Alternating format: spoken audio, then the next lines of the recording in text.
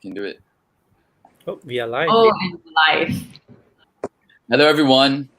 Can everyone hear us? If you can just give us a sort of like a little heads up or a comment in the live comments. There's a live comment chat on the right-hand side of your web page. Okay. Just a gonna be brief introduction. My name is Ivan, and I'll be your moderator for today. Mei Xian as well. Mei Xian, you can wave to the camera so everyone can see you. Mei Xian, moderator, and as well the panel. Hi, yes, okay. I'll be able to see you guys. Great. All right, and the panel for today would be Vinodhan. I'll just go accordingly from my positioning. Vinodhan, who is from Mrs. Vinodhan, Mrs. Vinodhan. Kuppusamy, who is a member of Thomas Phillip Group. Second would be Keith Moo Kakit from Mrs. Keith Moo and Co. And last is Mr. Nicholas Cheoh Ho-Jin from Mrs. Caitlin Nicholas Cheoh and Partners. Yeah, hi guys. Right? Hi guys, welcome. Hi everyone. Hi.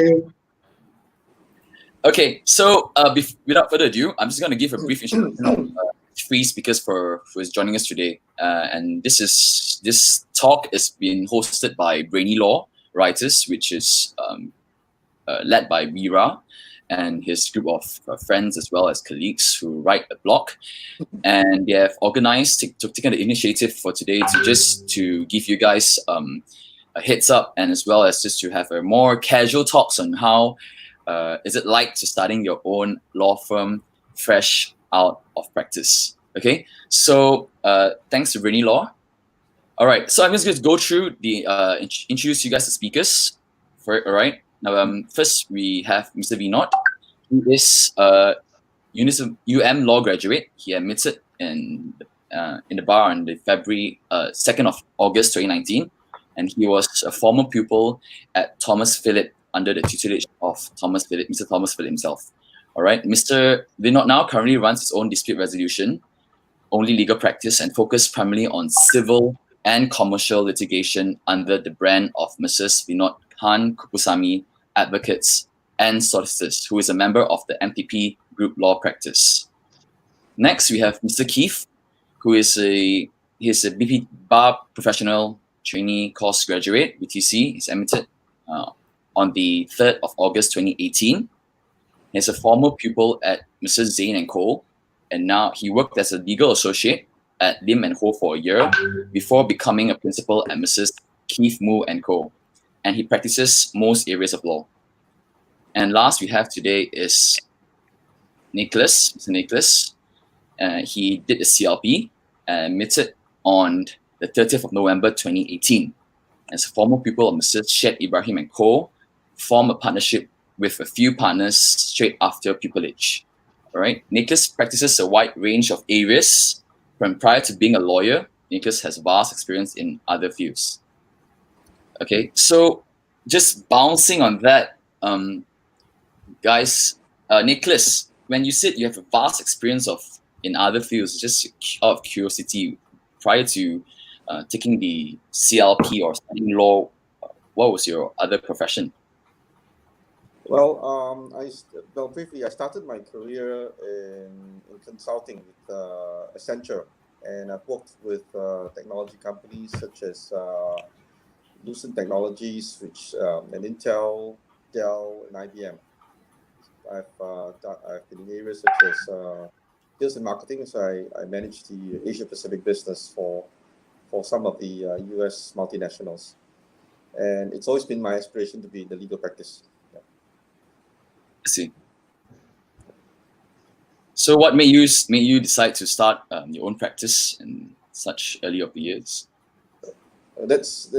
That question is to me, so I'll just jump in. Yes, that's right. I think for me, I wanted to take a dive straight out from privilege to put to practice some of the skill sets that I had previously to my legal education. And I feel for someone who has prior business experience and also corporate experience, it makes more sense for me to build a practice from day one, as opposed to someone who came straight out from university, from law school. And that's what I'll share later on to us. So maybe Keith or Vinod want to jump in as to why you guys went into practice so early? Yeah, I'll actually, let you go first. I You let understand me go first? Yeah. Vinod and Keith, you guys are relatively fresh into legal practice. Yes, I think you were called not too long ago. Vinod, you were called in 2019. If I'm Yes. not mistaken, right? And Yeah. Keith, you were called in 2018. So 1 year into practice, 2 years into practice, and you've made the bold step of branching out on your own, not relying on salaries from employers. You've just decided to, reach for the stars. What made you take this step into the unknown, being so fresh in legal practice? Do you want me to take this first, Keith? Yeah, sure, go ahead. Yeah, okay. So I think for me, opening up my own legal practice was a goal I've always set for myself. So of course, realistically, I saw that perhaps that was something that would happen maybe 10 years down the line of practicing law. But I spoke to quite a number of senior practitioners who either after practicing for 10 years have given up on their dreams of opening their own law firms, or people who have set up their own law firms much later on down the path, and said how if they could, they would have set up their law firm much early on. I think, if any, I think it's a balance. Like you can either choose to continue practicing under a law firm that is someone else's, then you lose the chance of branding yourself as not just an individual, but also a law firm and a brand that you can take on and you can go for it. So I think if you have the opportunity to explore that as an option, that is perhaps something that you can go for as a young practitioner. And I saw that as an opportunity for me. And I thought, you know what, I will see how it goes. And there was an opportunity for me to set up my own law firm. So I took it. But in terms of, I mean, you spoke about branding, right? Branding yourself as an individual and also having sort of like your own legacy. How would that be different as opposed to just, staying in your firm, working your way up, and then making partner? So I think it depends on the culture in which the law firm operates. So there are a lot of law firms that operate in a manner where the associates or the junior associates only work on things like drafting papers and support for the partners or senior associates who often get the exposure in litigation. Because I only practice litigation, so I can only speak to that front. So then you lose out the exposure that you can get in managing your own files, appearing in court, doing hearings, appearing in not just lower courts, but high court, court of appeal, and even the federal court. So all of these opportunities are something you won't be able to get necessarily if you just stay within a law firm. It's not just about seeing your name on a law firm in a reported judgment, for instance, but it's also the opportunity for you to present yourself as an individual on that. So that's how I think it differs. Well, I think, Vinod, your views are very interesting. But I think we would also like to hear from Keith. Keith, do you share the same views expressed by Vinod? Yes, I think, Vinod, I share most of the views. I would like to extrapolate on it. So as for myself, I've always wanted to have my own practice or share a partnership under a firm. It could be an established firm or a new firm. I see myself becoming a partner somewhat between 5th or 6th year of my practice, right? Then the question is, why now and not 5 years later? So why so early? The question is always humming my mind is, would I be able to replicate the same income that I'm drawing at my 5th or 6th years in practice when I first come out, if I decide to come out later, right? So after lots of my senior practitioners sharing with me that after working in a firm for quite some time, they might not get the opportunity, to be a partner. Then they have to start from zero again by building their brand and building their practice. And that has what prompted me that perhaps, if I start early, I would have a head start, I have more time to prepare myself and my branding and slowly grow lah. I see. Okay, so when you guys start your business and then it's fresh out of pupillage, right? And then knowing the law industry, how competitive it can be. Nicholas, when doing your pupillage, how did this planning or everything, did everything go according to plan? How do you plan it out? How was the business strategy? How was the branding and the earnings, the costs, everything? How did you manage to get everything sorted? I think for me, it's something which I tapped into from my corporate experience, because prior to my legal life, I've actually helped companies I've worked with to build businesses from scratch and expand it regionally. So I think in legal practice, I think there are a few aspects in terms of legal practice if you want to set up a law firm. Mm-hmm. Number one, of course, you have to have the skill sets as a legal practitioner. And I think you have to decide which are the 3 to 5 areas which you want to specialize in. That's one. Then aside from that, you have to start to also understand, as someone that has your own law firm, you will have to understand the fact about billing. You have to be mindful of collection. You have to be mindful of your pipeline. So those are skills which, for those who only went to law school, you might have to pick up a mini MBA course or whatever. Pick up some books about running a business. So that's. I see. Yeah. I see we have a question here from Barry Bowie. How do you all financially, I suppose what he's trying to say is how do you set up your firm in terms of finances so early on? Because if you were, say, a more experienced lawyer in terms of seniority, you have worked a couple of years in the legal profession, you've gotten salaries, you've saved up, then I suppose it'll be easier for you to set up financially. But what is it like for the three of you? I mean, I think Nicholas has more experience, and he probably has more savings because he's a bit more senior. But what about Vinod and Keith? Did you experience any financial difficulties when it came to starting up your own practice? Miss, I think that was their dream. They've been saving since they were young. So, They were disciplined, right? yeah, they were disciplined. Unlike us, Yeah.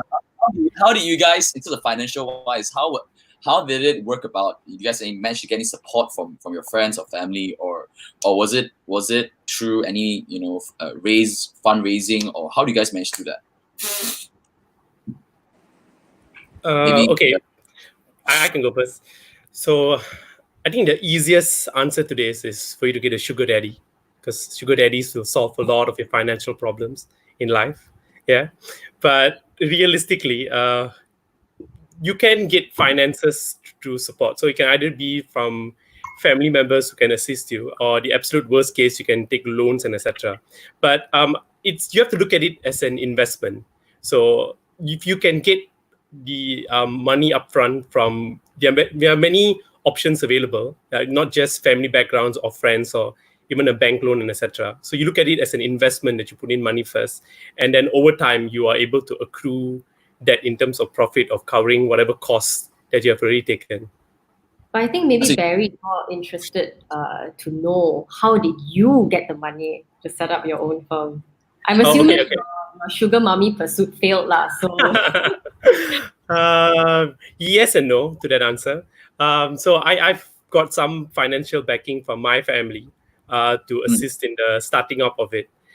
So over the time when you accrue money through files and etc. So that's how you return the financial support, etc. But for me, it was family. I see. So what is like the initial startup cost to setting up a sole proprietor law firm? Maybe Keith can answer that question. I think I can answer both questions at one go. Yeah, To answer barriers for practice, you're actually planning even before you start your own practice. You should have a plan.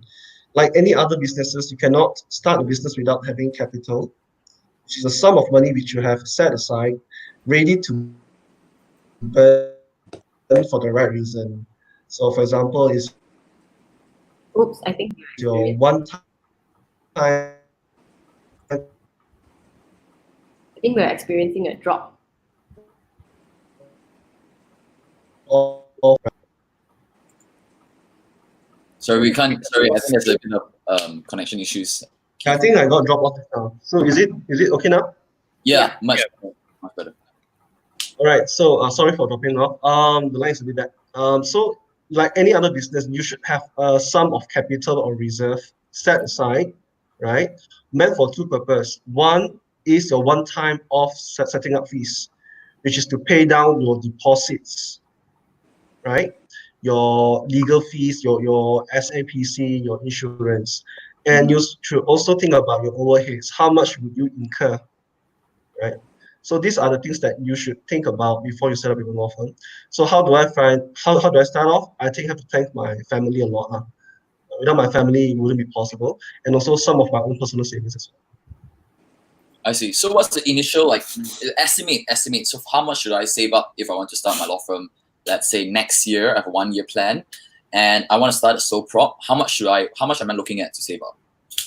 Okay. For sole prop, because you're only managing your own expense, you're not contributing to a pot of money to be burnt up by a partnership, right?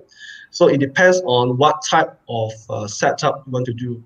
If you want to do printed letterheads, you want to have your own staff, you want to have your own pretty reception, that is a different story. It really depends on what type of setup you want. But for a very simple start off, I think I'm basically burning less than what I am earning as a legal associate. So if you're able to control your overheads, to be below what you're earning right now, I think you're good to go.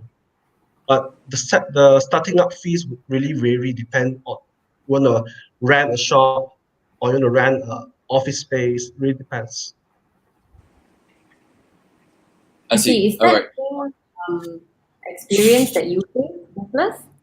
Okay, let me just share my views on starting up. I think just a guide for everyone that wants to start up. So I think there are a few things that we can't run away with. First of all, we need to do the SAPC, the PII. That should then, and the subscriptions and so on. That should be the tune of about, I think, 2,000, no more than 2,500. That's one piece.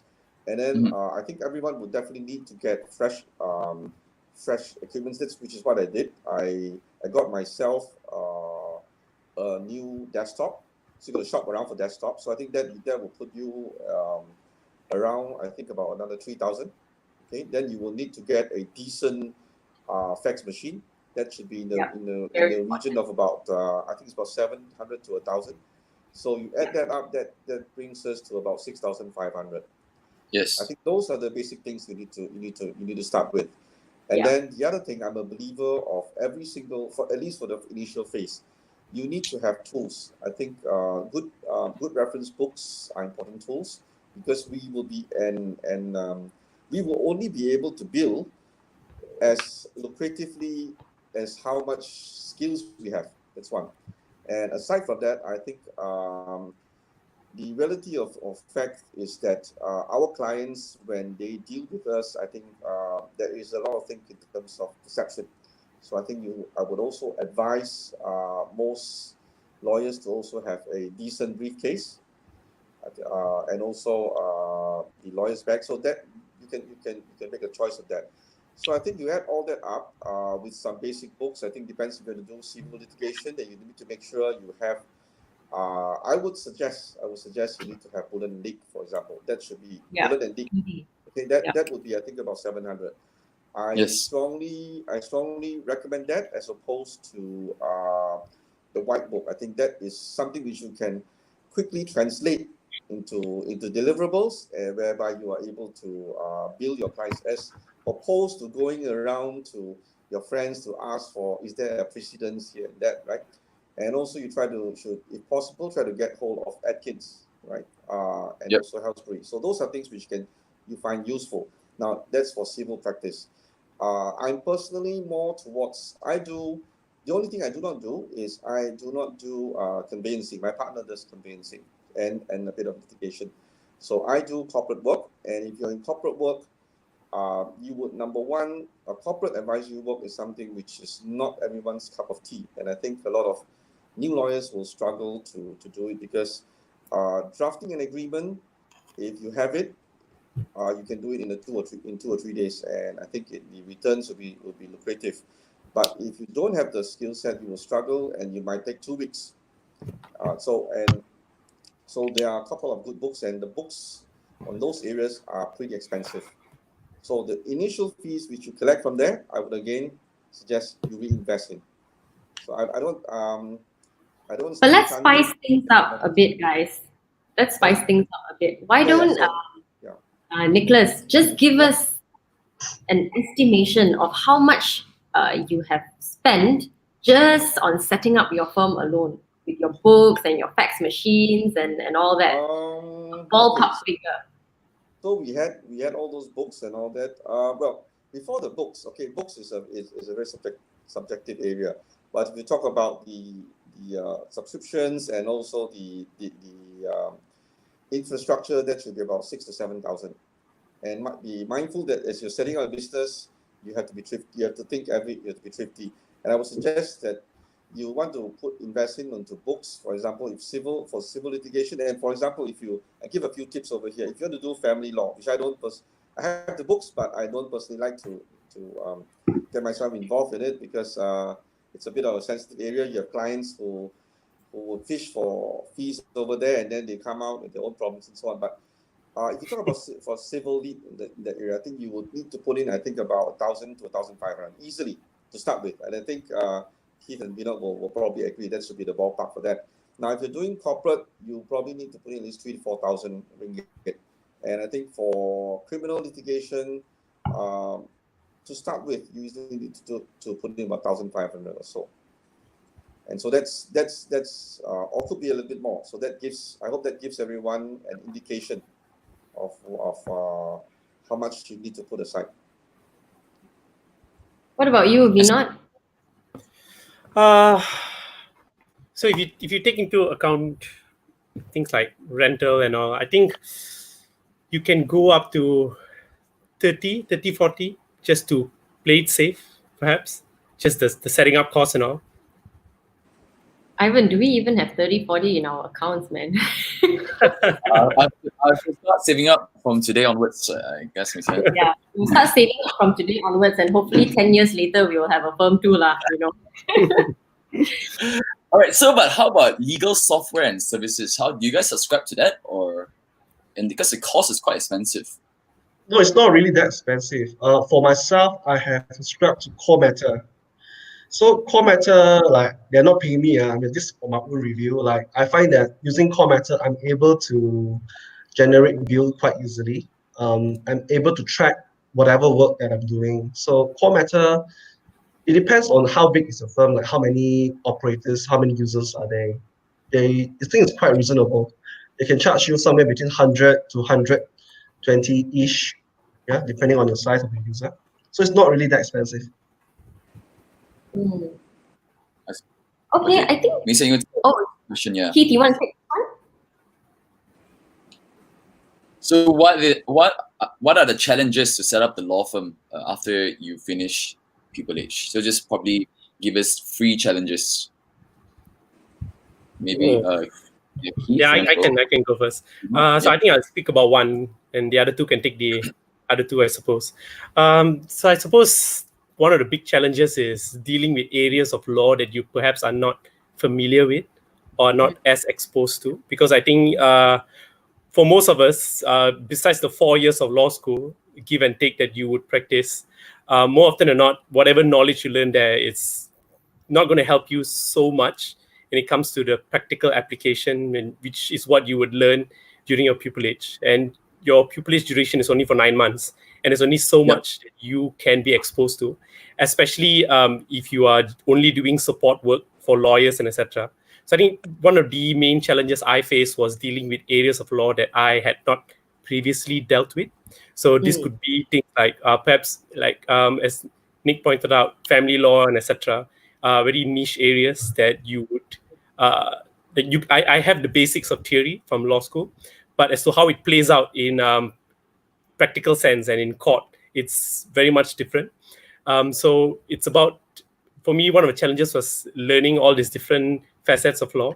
And I think one way I dealt with it was always making sure I kept in touch with either seniors from law school or seniors from the previous firm that I worked with, that I could always fall back to just ask, hey, have you dealt with a situation like this? Can I just meet up with you over coffee and talk about it, etc. So it's about having friends within the fraternity. I've also made friends with opponents I met in over cases. This one time I had this family matter, and I called up the opponent I had, whom I faced in a different family matter, to ask if they had faced similar situations, so you can learn also.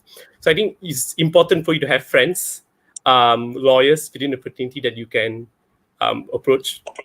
And also second, self-learning is perhaps the most important thing of a sole prop.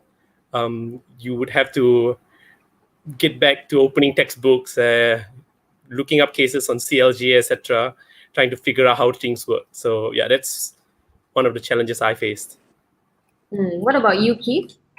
Well, very simple. The pool of clients would be limited, and you will have to find your way to rainmaking. Find your own clients.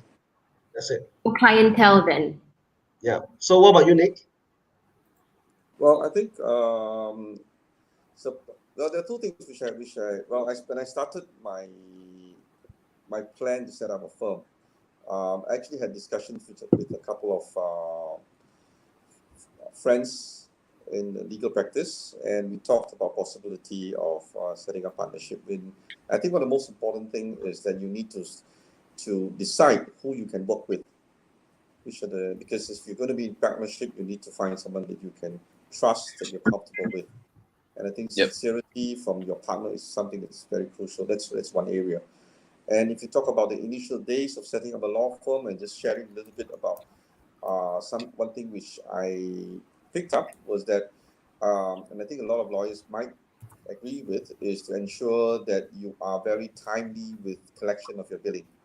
And I think a lot of lawyers, they are very passionate about the work that they deliver, but they are less on the ball in collecting the fees. And I think that's one advice I would give out to a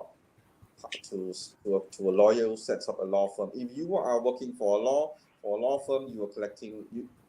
You'll be focused merely towards delivering a good piece of legal work. But remember, when you have a law firm, you are also a business person. We are professional, at the same time, we are a business person. So to ensure that we're able to continue to deliver good service, we need to be able to survive. I think that's the accounting piece, which, putting on the accountant's hat as a lawyer. I see. So, yeah, I mean, we're not right. Okay, maybe you can help me with this question, right? Because now we always rely on reputation as a lawyer, right? Great reputation gives us the client that we need, right? And in the similar vein, having a great reputation, then your clients would refer you to other clients as well. So coming fresh out of practice in today's modern era with your social media or the various websites that you can rely on, what is your marketing strategy in terms of client acquisition? How do you go about this? So I think first, it is perhaps not entirely accurate to say that clients always look for the shiniest lawyer in town or the ones that come from the biggest law firm. Yeah. I think as a matter of fact, like if you ask any client in town, they probably won't know what are the big law firms. They just, look, I have a legal problem. Can someone help me? Oh, you're a lawyer? Please help me. Like it more often than not, it is as easy as that. But yeah, I suppose the difficulty is getting to that front to find someone who has a problem and they want to approach you. So I think it's this day and age, visibility is the biggest aid to a lawyer, and it's also the biggest challenge for a lawyer. You have to, as much as possible, increase your visibility. I don't mean this by being big in size so that you are more visible to people. I mean, increase your visibility on social media. So it can be things like LinkedIn, Facebook. So in my law firm, we do things like we write articles. We do posters on like these legal tidbits things to talk about certain legal problems that are common amongst people. So then we try and share it as much as possible to perhaps get someone who is interested or has a similar situation. Then they can contact us directly about it. So that's how I reach out for clients. So marketing and visibility then as solutions to putting yourself out there and potentially getting more clients. Yeah. Interesting, very interesting. What about you, Keith? Okay, I think this question closely relates to what Raj Suryan Pillai is asking. He's asking how to network for work, how to brand and market your practice. It's really sorry. I think my line is dropping. No, you're good. You're good. You're good. You're good, huh? Okay. So it really depends on like what type of practice and what type of brand would you want to create for your practice. So it all goes back to your planning and how you're going to execute your marketing plan, right? Yeah, you can use plenty of social media platform to reach out to people, and you can also attend networking events. You can also reach out to your old connections, people that you have known. Those are things that you can do for a start. And from there, you will grow. I see. But Right. would you also say that it is tougher? And from there, you will grow. Would you also say that it's tougher to grow like as a relatively? Nothing is easy in this, you see. Like when you commit yourself to start your practice, you're in for tough and long ride. So you will have to brace yourself that you will not be able to bill for several months or even collect for several months. That's the initial stages. Like even for any other businesses, you will have a certain period where you're prepared to burn, right? Then you only get to see, yes, I'm able to cover my overheads. Then you can see the next few months, maybe I'm making a bit of profit and maybe more. That's how your business trajectory will grow. So for start networking, there are plenty of networking applications out there, social media, LinkedIn, your friends and family. Those are places where you can start. Yeah. But Nicholas, you mentioned that you have a conveyancing department. You also do some corporate work and also litigation work. Would you say that clientele is a problem for you?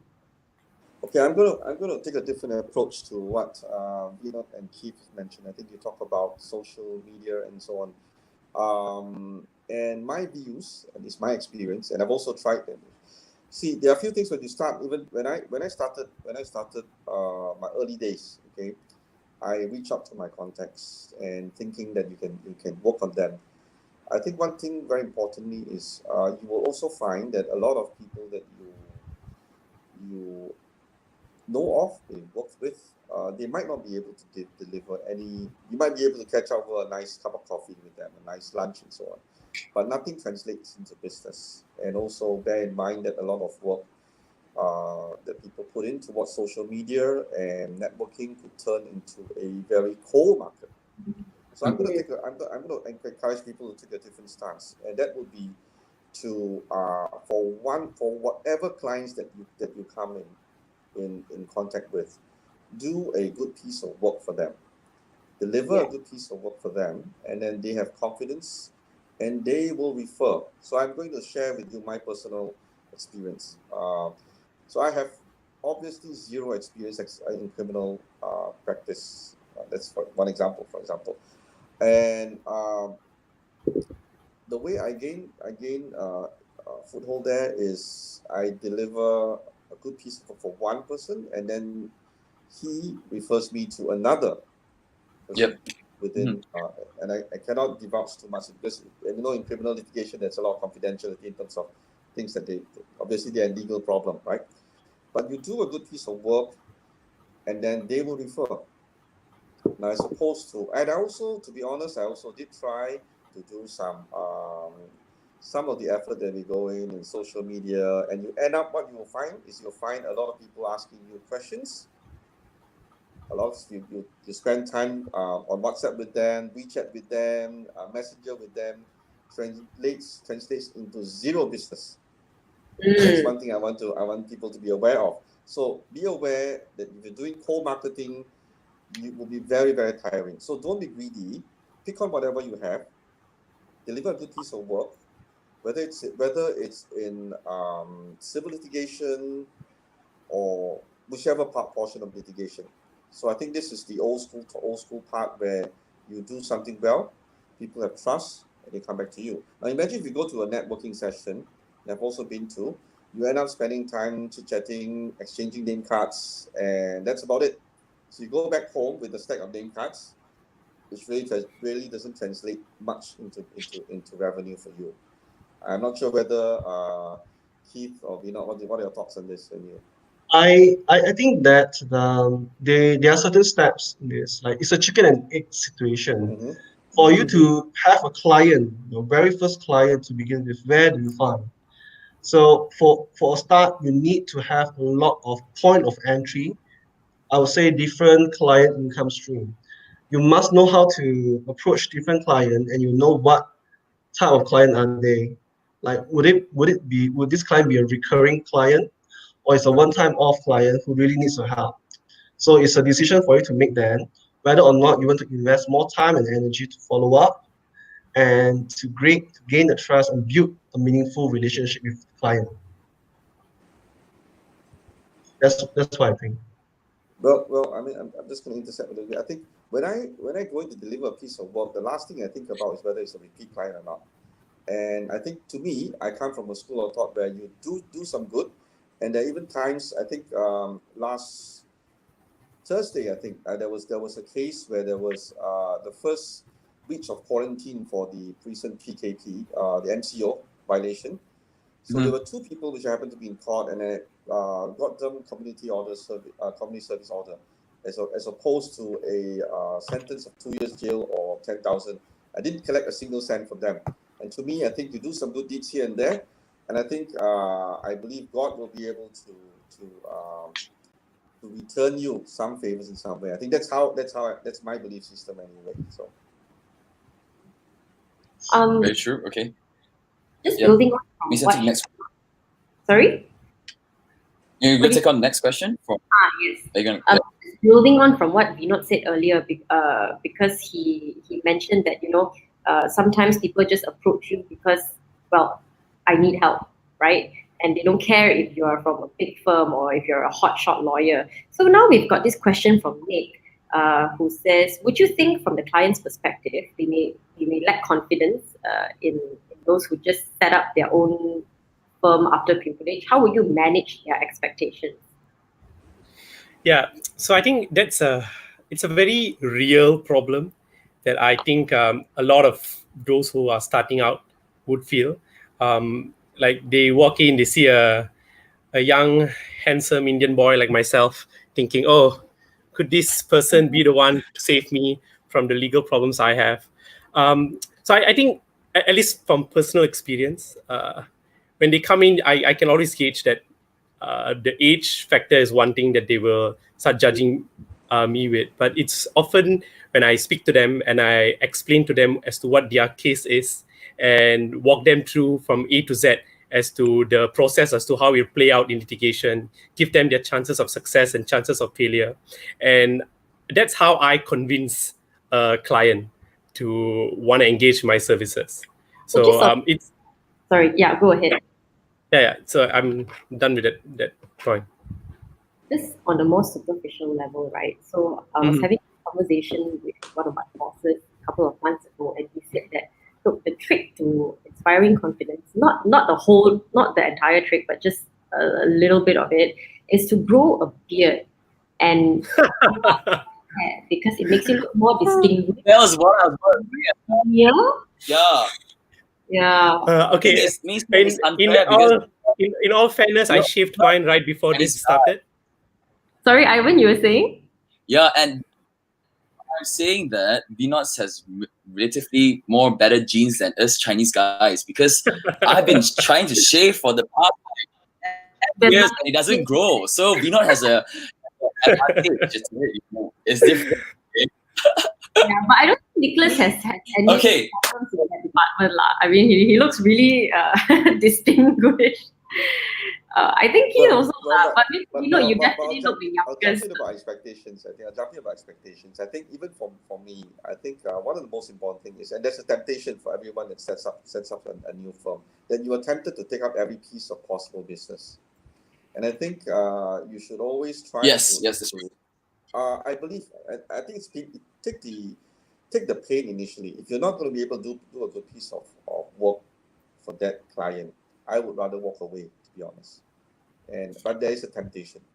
So I think it's better to do a good piece of work, Than to just be honest with them, and that you might be able to get someone who's more suited. And I believe there's also I've never done that, but I think there's some people who do co-counsel work and all that, but I'm not really into that. But I think the key thing is be honest with your client, and I think that in the long run will secure you better confidence from them. Sinew says hi. Hi, Sinew. Hi, Sinew. Ivan, would you like to take the question? All right. Yeah. Yes. Let me ask Keith. It just says Vinod, I love you. Vinod, you have a fan. Okay. No, it's the next question. All right. So, what are your strategies, Keith, when starting out to compete with the much larger or established law firms? Okay, now the question is this, what's your plan? My plan is quite simple. You pick a quality brief that would be able to sustain your practice. First, you must manage your overheads. Like if you're able to take in brief that you can balance between the time cost and also the length, the time in which you can bill, that should be your priority. The goal is to compete against yourself and not against your opponent, because I can take up a brief as a plaintiff. The defendant can always appoint a small firm or a big firm, but that's not my priority. But of course, in the long run, if you're given an opportunity to go against a big firm, just go ahead. But when I think this question is more towards the marketing, the resources that they have. I don't think there is a need to go in direct confrontation, because there are many other underserved markets where there are many other clients out there who require legal assistance. Yeah. Your job is to reach out to the market. I see. And in terms of your overhead, your staff, how do you manage it by yourself, Nicholas? How do you work by alone, or do you have a staff that's you hire to help you along this journey? Our firm is pretty lean and mean. The lawyers ourselves, we the Cantonese will say we do it all ourselves. So I think I would suggest for the early days of the firm, until you find that you are at a different footing, then only you should look towards all the fancy workforce or team. You don't want to overburden yourself, because if you stretch yourself financially as a firm, you will tend to lose focus in the quality of service that you're delivering as a lawyer. I see. How about logistics wise? Do you have to handle it yourselves as well? Well, at least my partner, she will have dispatch and all that. So I'm in my area. I do it a lot. I do it pretty hands-on, and I meet up my clients personally. So I think I tend to come from a school of thoughts where at the early phase, at least, it's better to do it lean and mean. So that's my advice. And to every phase of a business, you will find that you will then consider adding in resources. So don't rush to. If you would like to invest, I would advise new lawyers or new law firm practitioners to invest in yourself in terms of having the tools such as the appropriate legal books, which you will find much more useful than to spend on all the other. I term them as fancy stuff. I'm not sure whether Keith or Vinod will agree on that.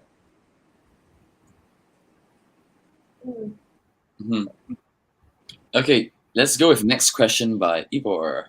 All right, so Vinod, what would your pathway be towards handling complex trials and appellate work, which tend to require more experience and guidance? If we have an appeal case in the court of appeal, what's your strategy for that?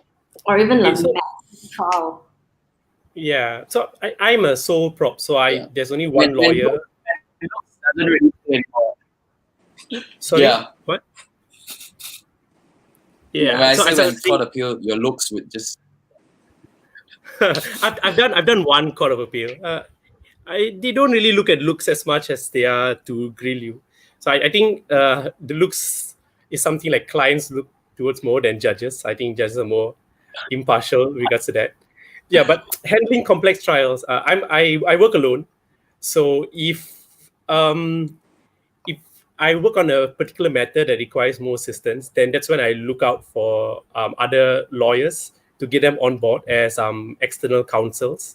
So I have dealt with matters where I engage either friends from different law firms who are willing to jump on board to assist, depending on the complexity of the matter. So if it's something that I don't have much experience dealing with, it's something I have done and I'm always open to. So I think the answer to this question is to have friends in the legal fraternity and to not be afraid to ask for help.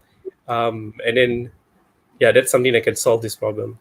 But if that's the case, would you not think that it wouldn't exactly inspire confidence in you? Not necessarily. I wouldn't go to that extent because sometimes you need assistance in terms of the quantity of people that are on the file that is required, especially if it's a bigger file. There are a lot more paperwork, etc. Or you just need an assistant for you at trial. For that, they'll be more familiarized with the documents to assist you with that extent. So it's just about getting help. And I don't think it's people should be afraid to ask for help. All right, we have a question from Desmond Go. I think, Keith, why don't you answer this one? Will you hire? I've not hired any lawyers older than me before, unfortunately. So I don't think I will be able to answer this question. But just for argument's sake, let's consider the scenario. A 50. Yes, myself and maybe. Yeah. 40-year-old lawyer comes to your firm and says, Keith, will you be open to hiring me? What would you say? Well, I say, why not? Why not? Like you can't do everything. I think legal practice, all of us would agree, is a ever learning practice. There's no point in time where you say, yes, I've done it, I've completed this.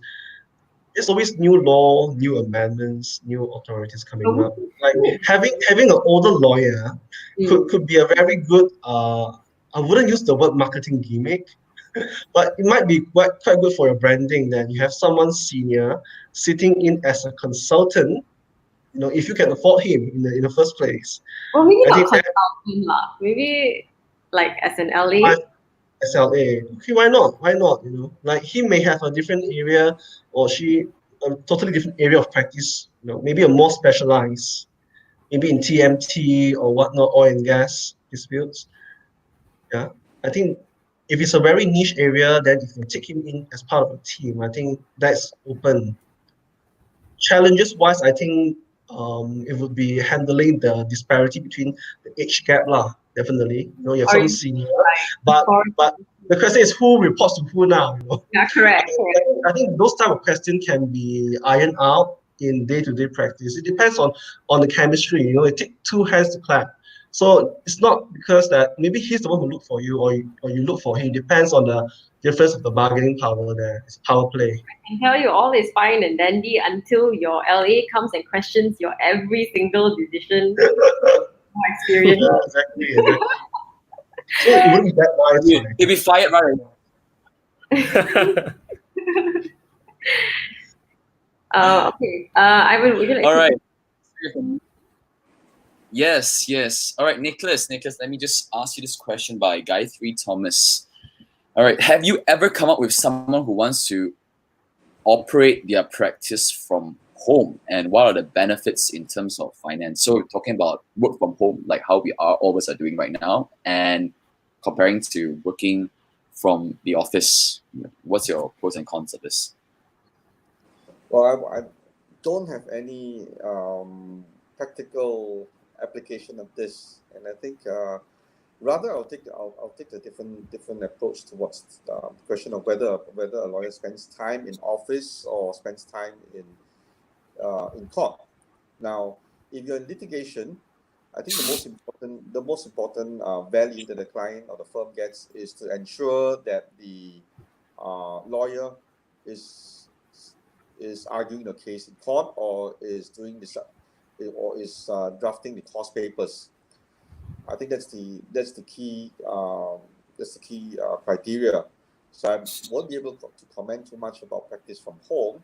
Now, if we talk about benefits in terms of finance, I think that will be the issue of whether the particular lawyer and the principal of the firm, they will have to discuss that out. I think. Hope that answers the question. Mm-hmm. What are the... Yes. I think this was more applicable to Vinod, right? Because you are in a GLP. Correct. Okay, so I'm not sure if the audience is familiar with what a GLP or a group law practice is. So just in the simplest of form, a group law practice is small law firms that will band together under a group, and they will practice their own areas of law or their own business accordingly. So you're not a partnership because the group practice itself is not recognized as an entity. You're all different law firms, but you all just come together under one building, so to speak. So I think the pros of it, or the benefits of it is something that helps, especially if you are a sole prop and a young sole prop law firm starting out, because you can share things like overheads and also your utilities, your rentals, your resources, because you can operate within the same office unit, and you can have 3 law firms there. So then you can also share things like staff, like perhaps you want to share a dispatch, the 3 law firms would have, or a secretary, or maybe an accounting person, etc. So you can share resources with regards to this, and you can split it amongst the law firms that are present there. So I think to some extent it could be similar to a partnership, but it's different in the sense that you don't have to put in a collective model, for instance, into a pot, and then there's no issues of infightings between partners and etc. So I think if you're looking to set up your own law firm as someone who is new, I would suggest a group practice as a alternate avenue for you to go for, especially in dealing with your costs. And also maybe support, yeah. Yes. So support also, like for example, in my group practice, I have one firm that does conveyancing and corporate, and the other one that does Islamic law and also family matters, etc. So the other law firm does litigation similar to me, but we don't really overlap in terms of the area. So we are complementary in nature. So this also helps in terms of getting clientele. Like for example, if a referral from the other firm within the group practice. Yeah, so if you can form a complementary working culture or environment within the other firms in the group practice, that is something that is good also.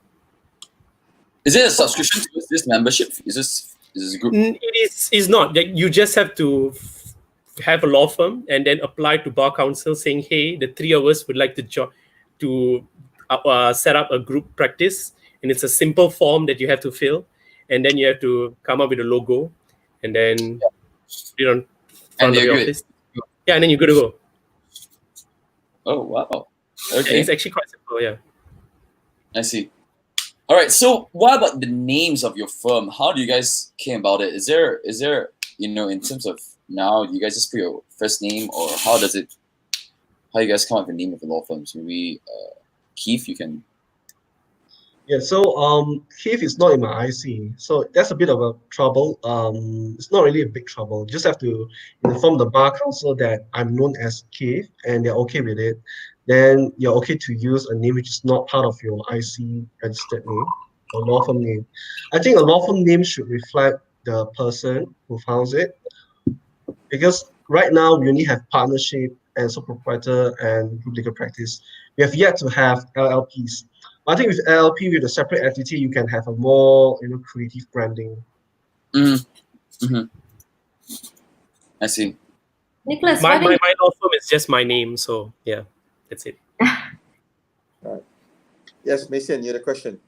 Yeah, looking at this new question that we have from Samitha, is it true that clients window shop for their lawyers and it's affecting lawyers and law firms in a bad way? What are your views on this? Well, I have to be pretty honest, and I think we are quite aware that the clients do window shop, right? And I think that it really depends on us being lawyers to hold firm towards, as what I shared earlier. Whilst there's a temptation to pick up every single business that comes along your path, I think it's better for us to pick and choose carefully. You might suffer, you might have to bite the bullet initially, but it's better to do that as opposed to selling yourself short and cheapening yourself by going too low in terms of fees, because that will come back to haunt you back. That will set some form of precedence, and you will then have to go into a dogfight.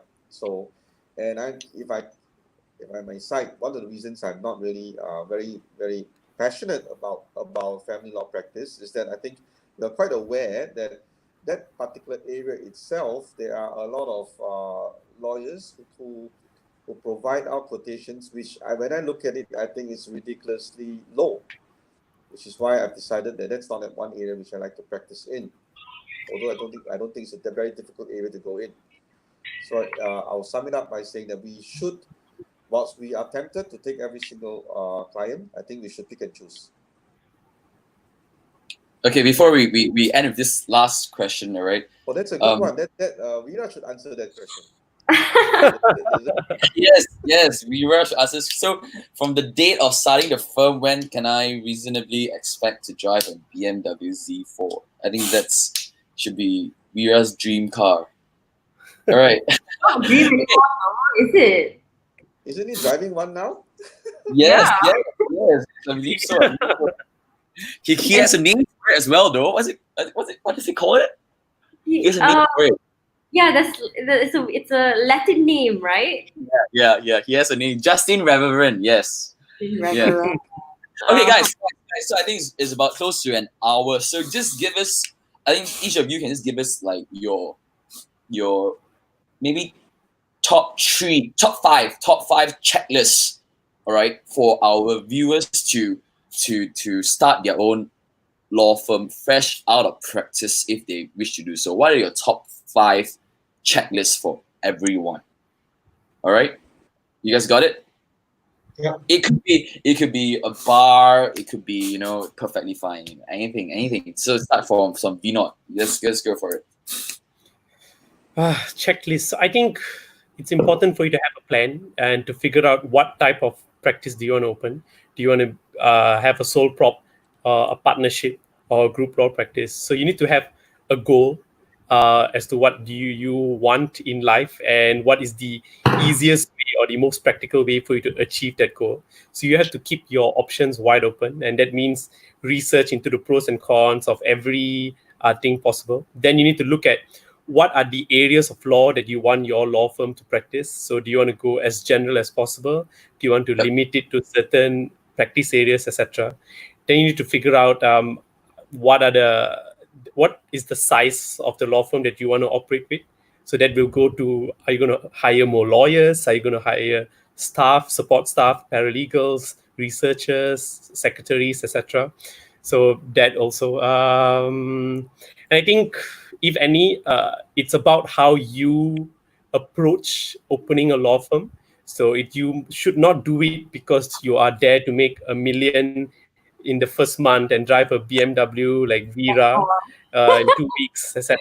Yeah, so that should not be the goal you have, because Yeah. then you will lose motivation and then give up on life, perhaps lose interest in legal practice whatsoever.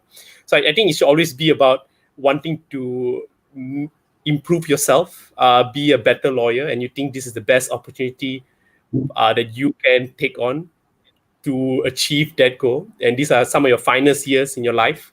If you don't spend these years operating on your own, you may not achieve that goal at all. So it's about having the positive mindset that I think is important. All right. Yeah, I think that was 4. I'm done. Okay, Keith, yourself, maybe just give us a brief 1 word, 2 words. Yes, 3 lah. 1, Mhm. plan for your business. 2, get a client. 3, pick an area that you want to thrive in. You can always start broad and zoom in later when you're more senior. These 3 things. I see. Great. Nicholas? Okay, I think I'll give 3 things which you need to do. Number 1, you need to have a plan. Not just have the plan, but you need to keep track of the plan. So you need to have a timeline. So it's no different from running any business, or think of it as if you are setting up a startup. So and that's the challenges of a startup is something which a lot of people in law school are not trained to do so. So you need to have that in mind. Now the second thing is in terms of the areas which you want to focus on. I won't say specialize because we're still in the early phase. So I would suggest around 5 areas or so which you like to take a focus on initially, take a good focus on, and then you build deep skills towards that area. And the other thing would be in terms of your own skill sets, ensuring that you have the skill sets which you're going to build towards your plans, your goals, and the areas you're going to focus on. And the last, do not forget to build clients. Do not forget to build your clients and do collection. Yes. Lawyers are very good at overworking themselves and very bad at billing and collection. Yes. No, I personally had that. In my initial months, I had problem with that. So that's why even someone like me, I had problems, especially if you're doing business with people you know very well. Those are the most difficult people to collect money from. Those are the people that know you very well, and that's going to have some problem with that. Yeah, but yes. So I mean, that bounces to the next question to Mei Xian. It's like, how they handle fee collection. Sometimes clients delay payments, which we all experience. I'm sure we all experience the same. So how do you guys handle that part? Vinod, maybe you want to answer. Okay, so I think there was a question by Dayalan Naidu as well earlier about the pandemic right now. So I think I can just handle both of this together. So I think times are really difficult right now, and we as lawyers we have to bill for work that we have done. So the most we can do is issue an invoice and then issue reminders to pay. So I think one suggestion as to how we can go by this is to give them an installment payment way. So if you bill for 10K, perhaps you can spread it for 2K per month for the next 5 months, etc. So I think it's quite difficult on everyone, not just lawyers, but also your clients. So one way that you can incentivize them to pay is to get what you can at this point and then just spread it over a particular time frame. But since Nicholas, I see. You were going at length about the importance of billing your clients, right? I would assume that you've had a bad experience with this before. Well, I'll tell you what. Some of these are the 2 things we need to. So number 1, when you engage with the client, have your letter of engagement. It's important to have a letter of engagement, which I did not do initially. So have a letter of engagement.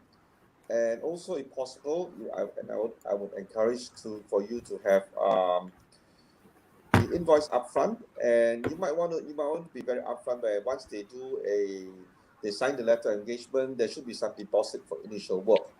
As opposed to installment, I will try to work with them where we bill as we move into a particular phase. And if the client fails to pay, then we will have to discharge ourselves. I think that would be one tip which I would share with everyone which aspires to set up their own law firm. What about you, Keith? I see. Okay. So Sorry, Ivan? no. This is what I'll ask Keith as well. How do you handle fees from your clients? It's a soft skill that you communicate with your client. Each client, they are very different depending on their financial standing, whether or not they're private individual or they're business owner or you're representing the company. I think the key is communication and handle accordingly, basically. I see. A lot of communication. Yes. I think Vinod, you can take this since just now you didn't give us a ballpark figure, right? Oh, agak how much capital? Agak 30 to 40K lah, sis. 30 to 40K in a GLP though, right? So no, I think it depends. So when you talk about capital, do you mean only for setting up entirely? Because I think you would also need to have some reserves. Because for example, for me, when you do litigation work, sometimes you can't bill until the third or fourth month of doing the work. Yeah, so the first 2 months, you're probably not getting any money at all, but you still have to pay salaries for your employees, your secretary and etc. Like even if you don't pay yourself, you have to pay them. So I think it's safe if you can have 30 to 40K with you, then you can confidently embark on your goal of wanting to do it. what about an initial retainer though? I mean that you can bill pretty early on, right? Yeah, you can, but as I said, sometimes you can only bill so much on a retainer, and even if you can bill for retainer, if you bill them for the first month, then you may not sustain for the next 2-3 months. That depending on how many new clients you have, for example. And right now, with courts on hold for a good 2 months, there's only so much you can insist on billing your client when you have not done any filing or court appearance. Yeah, so it's good to have a thick wallet to go by for your firm. I see. So how do you guys, when you guys start your firm as well, how in terms of timing, is it, I guess, relatively more, you guys are busier or you guys have more flexible time? How do you segregate your times among yourselves? Maybe Nicholas, you can answer that question. You're talking about segregating in terms of time I spend on work or your work and everything. Yes, that's right. Well, I think for myself, I segregate my time for time spent in the court and time spent in meeting with clients, and aside from sitting down to do whatever necessary research work. So we have to be very flexible and be able to adapt towards the particular as the situation arises. So I think flexibility and adaptability is really, really important. So we have to strike a fine balance in that. Okay, I think that we have exceeded our time here, but we'll take one last question lah. Yeah, probably one or two more last questions before we finish this talk. Okay, Nicholas, if you are the only lawyer in your firm, or you don't have that many employees, would you face any challenges in terms of fatigue or stress? How do you keep up with your business? Well, I think for every single lawyer, I would advise that I think it's important to keep yourself physically and mentally fit. And having good health practices is really crucial. Eat well. I think the only thing we might not be able to do well is sleep sufficiently. That's one area which a lot of us might not be able to do well. but do ensure that they eat well, have good practices in terms of having sufficient exercise and so on. I think if you're not able to be physically fit, and it will affect your mental and cognitive abilities. So if you're not healthy, in short, you're not able to do a good job as a lawyer. So drink your water, stay hydrated, exercise. Yes, all that, and have your. I personally nutrients. Have more fruits and vegetables and also and vitamins and all that. Yeah. Well, what do you? So Mei Xian, in the future, if you want to start your own, Mei Xian, in the future, if you start your own law firm, you gotta consider your own gym in the firm as well. Oh no, House gym. Just the thought of it exhausts me. So no. But moving on from me, last question lah. Let's just take this last question from Dinu. Last question. Keith, would you like to answer this one? Yes, please. Yeah. So the most important thing that I think is quite ambiguous right now would be our publicity rules. Recently, there is an amendment to Rule 3.05 regarding the logo or decorated script for law firms. I think that issue is a bygone right now. But moving forward, I think the Bar Council should instead focus on the rules governing publicity. To make things really clear, can a law firm do sponsored posts or ads in social media? It's not really clear, I think. And also, there are many things that are quite restrictive in the rules that should be reviewed. I don't think it is in touch with our current social media practices. So I think publicity rules should be the most, the top, and the thing that we should highlight also to review and revise.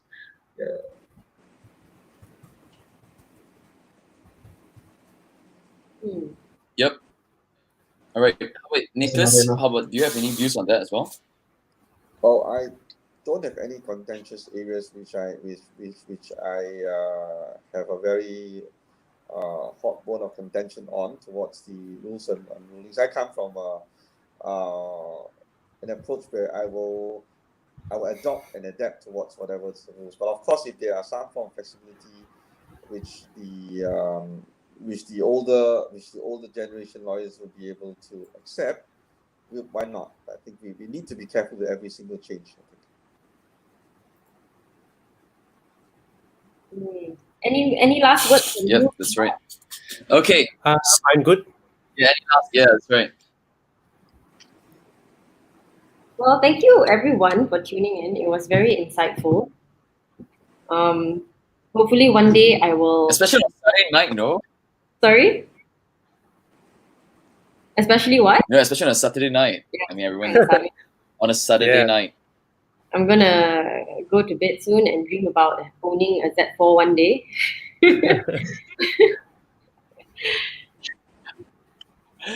Well, thank you everyone for so I think go for it, Mason. Sorry? No, go for it. Okay. Go for it. We just got a notification from our producer, Veera. If your questions are unanswered, you can try to contact the panel directly to answer your questions in writing. So maybe Vinod, Keith, and Nicholas, you want to drop the deets on where and how they can viewers can actually contact you if they have further questions. Yeah.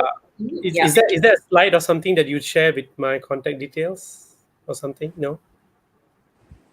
Okay, then so you can find me at LinkedIn. It's just my full name, Vinodhan Kuppusamy. Just drop me a message or something if you have any questions with regards to anything I've said today, or just questions in general about setting up your own law firm, or any question about group practice as well. I'll be more than willing to answer. Or any questions on hiring? Yeah, I suppose hiring works. Just make sure that you guys are not older than them lah. Otherwise, there might be. What about you, Keith? As for myself, you can find me in Facebook. I have both my own private page and law firm page and my LinkedIn as well. You can connect with me either at my LinkedIn firm profile or my LinkedIn personal profile. You can reach me there. Mm.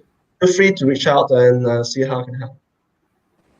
What about you, Nicholas? Well, I have to admit, I have a LinkedIn, but I'm not overly active in my LinkedIn. You get me there. You can get me, I think, at my Facebook, and I believe my partner has also set up a Facebook page, which we have not really been too active in setting that up. Or you can reach me if you want to reach me on a WhatsApp. You can get hold of me in my cell phone. That would be 016-211-8389. So just drop me a WhatsApp text and think that would be the fastest answer which I can give to you. Yeah, but don't window shop, okay, guys? Nicholas doesn't like that.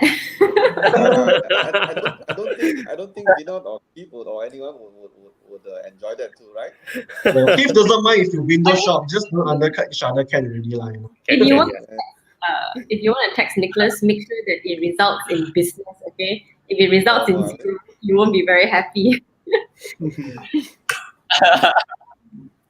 Vera has actually. I think. Well, if you guys are following BrainyLaw.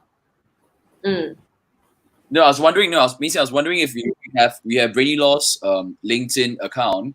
Maybe we could just post their contact details right on BrainyLaw's LinkedIn account, so we can put a post or to just link everyone together. Oh, okay. I'm not quite sure if we do have a LinkedIn account, but I know we have a blog lah.